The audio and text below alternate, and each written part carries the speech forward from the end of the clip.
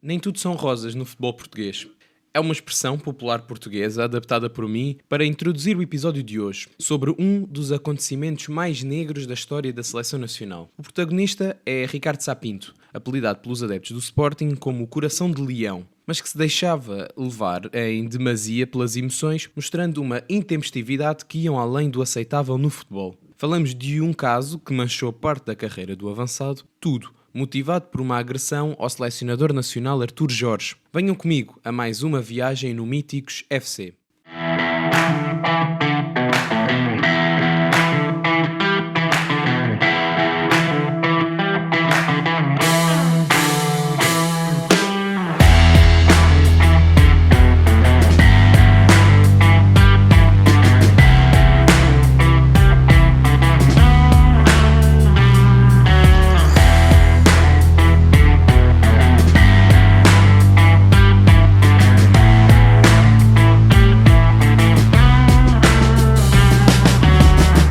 Viajamos hoje para o dia 26 de março de 1997, data destinada às seleções nacionais, na qual Portugal não seria exceção e numa altura em que procurava qualificar-se para o Mundial de 1998. Ricardo Sá Pinto, jogador então do Sporting, ficara de fora da lista para o jogo de qualificação com a Irlanda do Norte e, como tal, decidiu deslocar-se até ao complexo do Jamor, acabando por agredir, como expliquei no início deste episódio, o selecionador nacional Artur Jorge e o adjunto Rui Águas. Mas, perguntam vocês, por que raio é que o Sá Pinto teve uma atitude destas?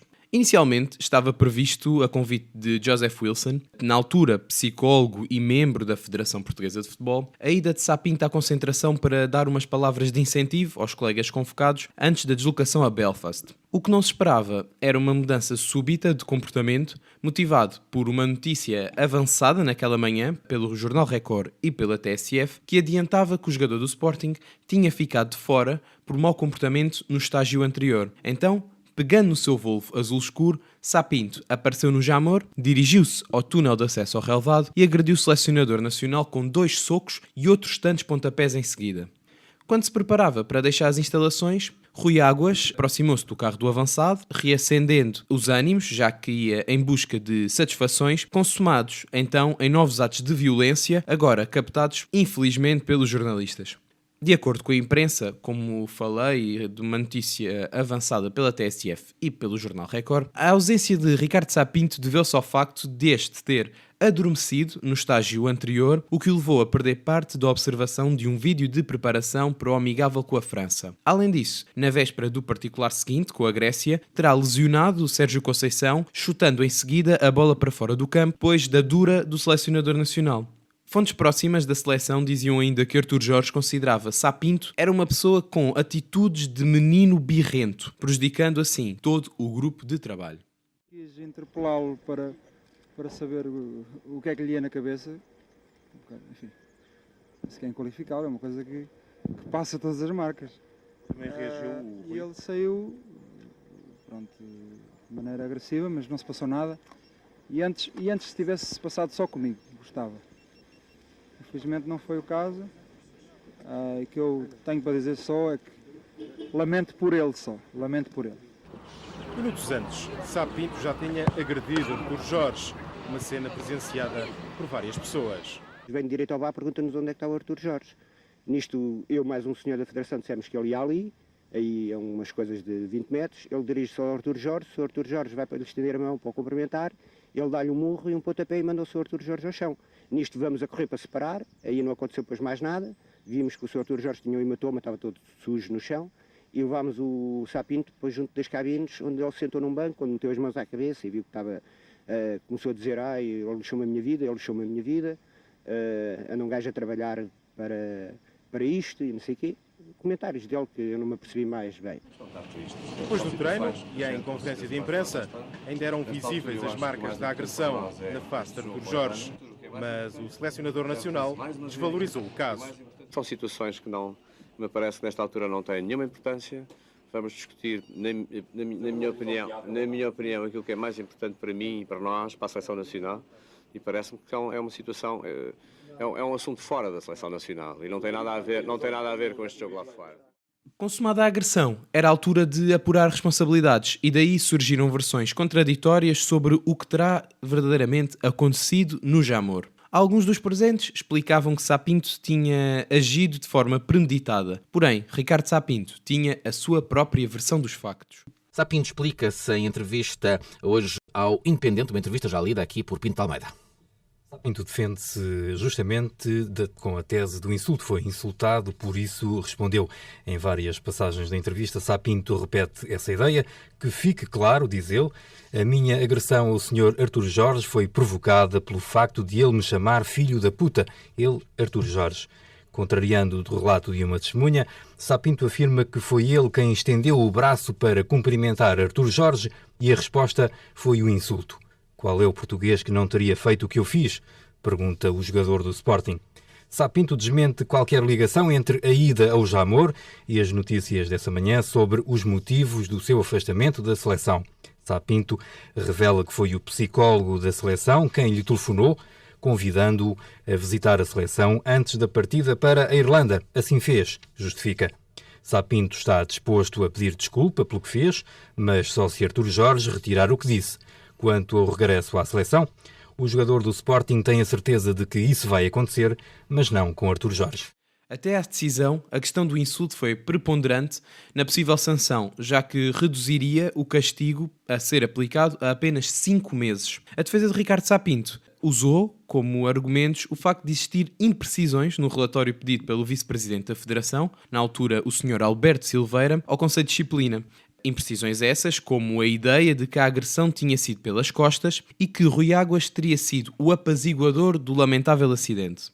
Porém, o mais bizarro de toda esta história, por si só já bizarra, aconteceu horas depois do sucedido, quando, para surpresa de muitos, Ricardo Sá Pinto aparece no aeroporto de Lisboa a apenas 5 minutos do voo para Marrocos, para se juntar à equipa do Sporting. Resumindo, Ricardo Sá Pinto acordou, preparou a mala de viagem, fez a sua higiene, tomou um pequeno almoço, fez uma paragem no Jamor para agredir o selecionador nacional e foi para o aeroporto, porque ia para Marrocos com o clube. Tudo isto antes das 11 horas da manhã. É obra.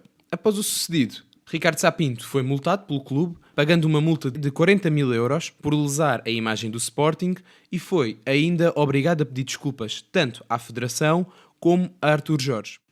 No seguimento da declaração por mim preferida aos órgãos de comunicação social em Casablanca e da tomada de posição do Sporting Clube Portugal de hoje, penso ser meu dever tornar público o meu pedido de desculpas à instituição Sporting Clube Portugal e, igualmente, gostaria de pedir as mesmas desculpas ao país através da Federação Portuguesa de Futebol, pois apesar das agressões de que fui vítima, não deveria ter reagido daquela forma, ainda que em defesa do meu bom nome e dignidade.